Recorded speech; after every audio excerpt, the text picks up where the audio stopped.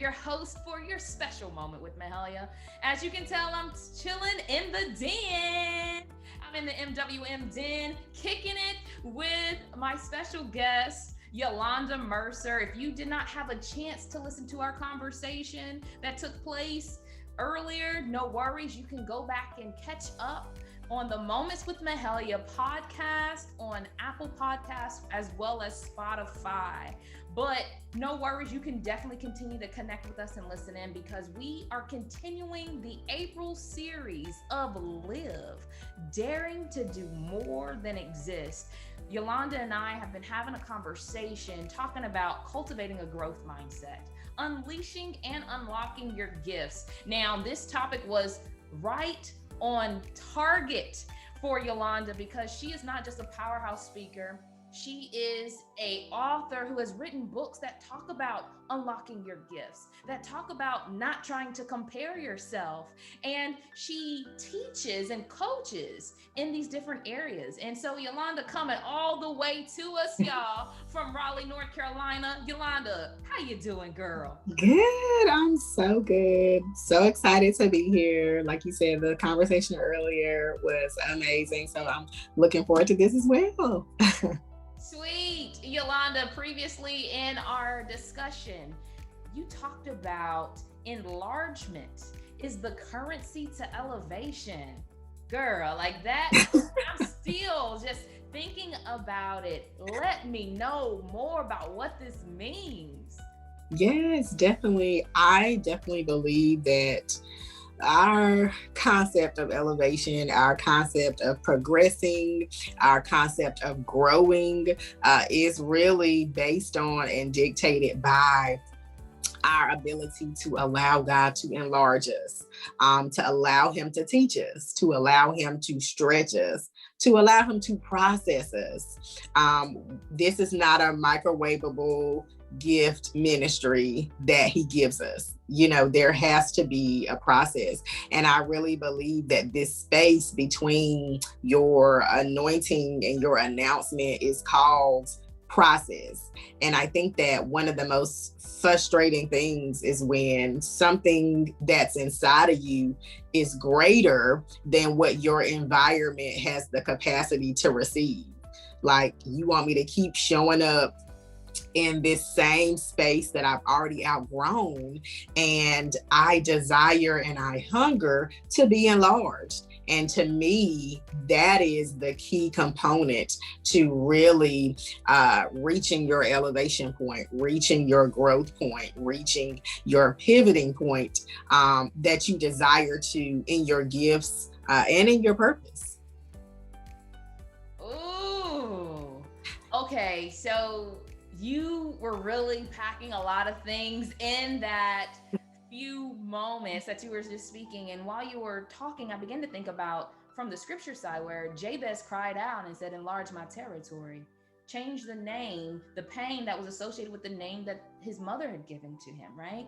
And while we are cultivating our gifts, while we are really discovering more about who we are and the greatness that's within inside of us, we want to make sure that we have this fire, this hunger, this desire to go further than where we could even see within our eyes, to experience different things that maybe our relatives may not have experienced. But it allows us to get to the space that was already created for us. Now, I'm sure somebody who's watching this video right now is saying, you know what? Well, I have greatness within me, but I wouldn't necessarily say that God gave those to me. Well, okay, let me speak to you for a second.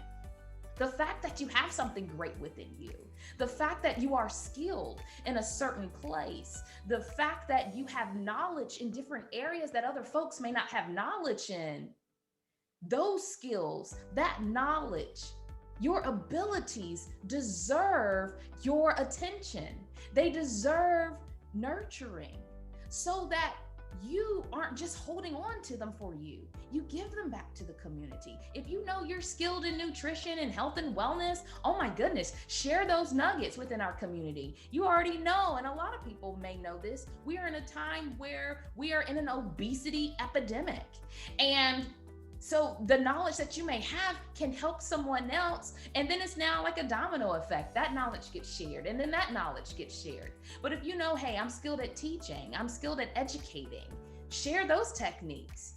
You have a place within the community. You have a place within this world. Your purpose serves a greater purpose. And spend time. It doesn't matter about how you see yourself from a spiritual or from a faith standpoint. Our abilities and our gifts deserve our focus. They deserve our best, not just for us for this moment, but for the moments that are up ahead. And Yolanda, when you hear somebody or when you're engaging somebody and they may say, I don't have anything special about me, I don't have a special gift, or I'm okay in this area, how do you go about encouraging them? What do you say to them? How can you really spark that light, spark that candle to light it so that they can really begin to see that they were created for a purpose and they're a masterpiece truly within the making? I love encouraging individuals to know that purpose has everything to do with God's destiny and not necessarily your desires. I think a lot of times we have these desires or we aren't aware of the great gifts that are within us and our great abilities, and we think that that's going to stop purpose, and it doesn't. Our purpose and even God's plans, they're contingent on our obedience and not our feelings. So even when we are feeling low and we are feeling like we're not qualified and we are feeling like, well, what is it that I'm supposed to be doing? What am I purposed to do? That does not stop purpose from finding you and from igniting the very gifts that you have within you.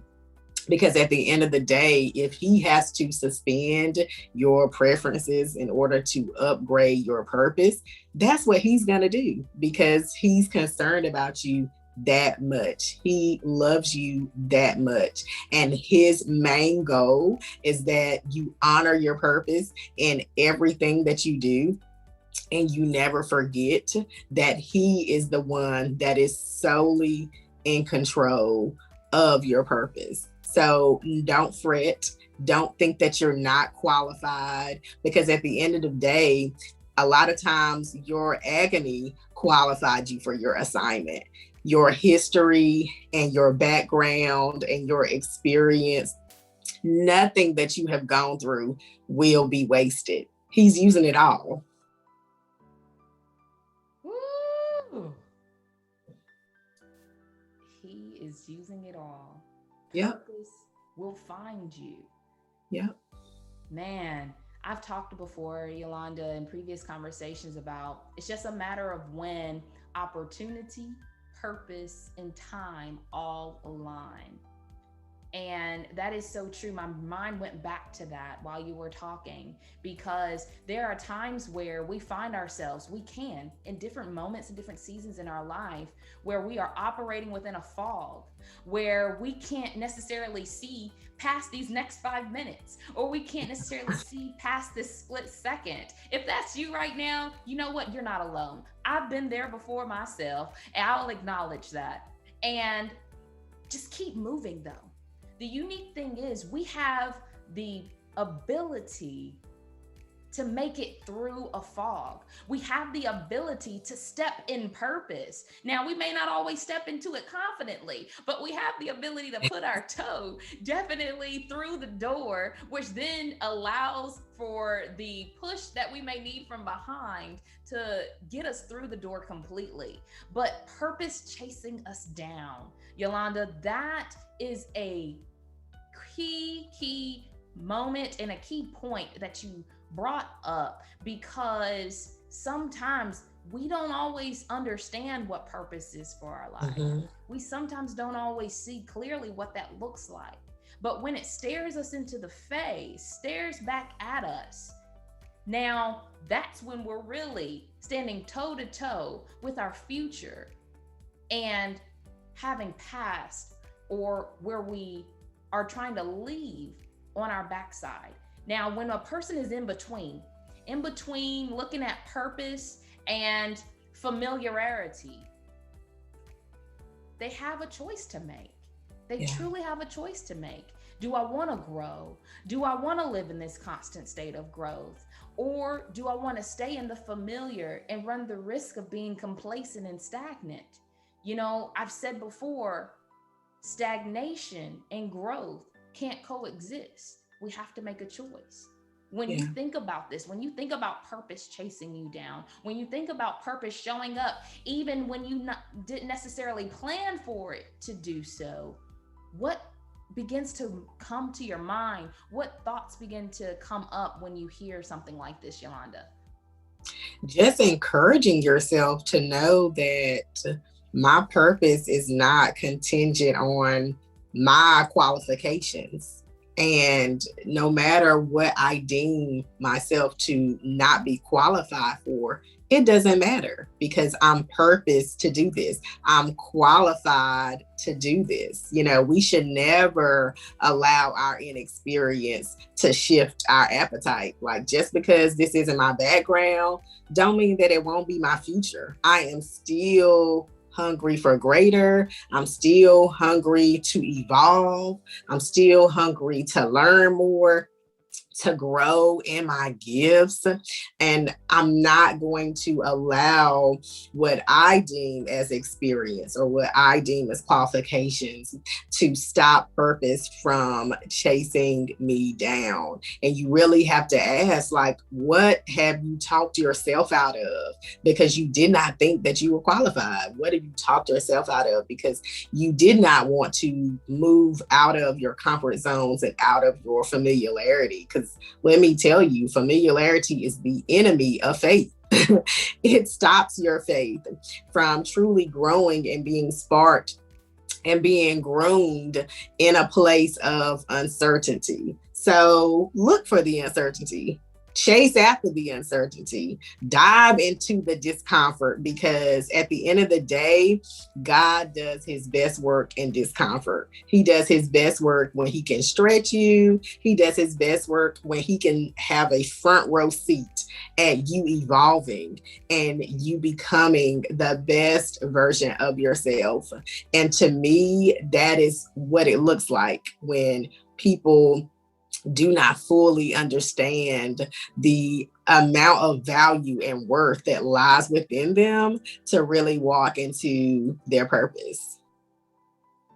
Awesome, Yolanda. You know, family, I am just going to drop the mic on that last statement, because Yolanda just said a lot. She said it all for this moment. Familiarity is the enemy to faith. Woo! How many times have we really checked ourselves out? We didn't even allow opportunity to really grace our presence because we talked ourselves out of it, because we decided to stay in something that was comfortable. Sometimes we can really be our own worst enemy. But family, encourage yourself. Be willing to choose your best. Be willing to do something that may be uncomfortable if it's going to propel you to growth. Do something that maybe is the unthinkable, because God will blow your mind. Yes. If you allow him, just give him a little room to pour into you, to pull out everything that he's placed within you. Yolanda, is there anything else you want to say to folks listening in right now?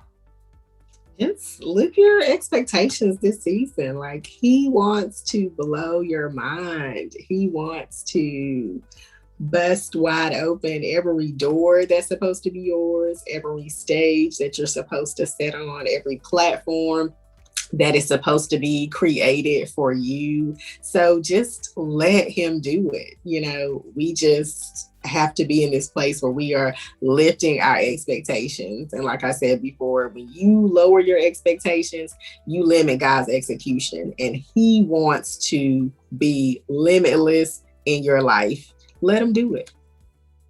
Awesome. Well, thank you so much for taking time to connect with me, taking time to share some tools and some nuggets for everybody who happens to have a chance to stumble across moments with Mahalia. Yolanda, it's been a pleasure connecting with you, family. It's been an honor to be able to just bring this conversation to you right where you are. Remember, as you move forward in life, we are on this series right now of talking about living, embracing and daring to do more, daring to do more than exist. Family, live life like a boss. So be brave, be optimistic, selfless, and most importantly, strong. If no one else tells you this today, that they love you, I want to go ahead and let you know that your sister loves you. That's right. I love you and you can't do anything about it. Because, family, we have been created to live life, not just live, but to live and operate on purpose, for purpose, because our best is truly yet to come.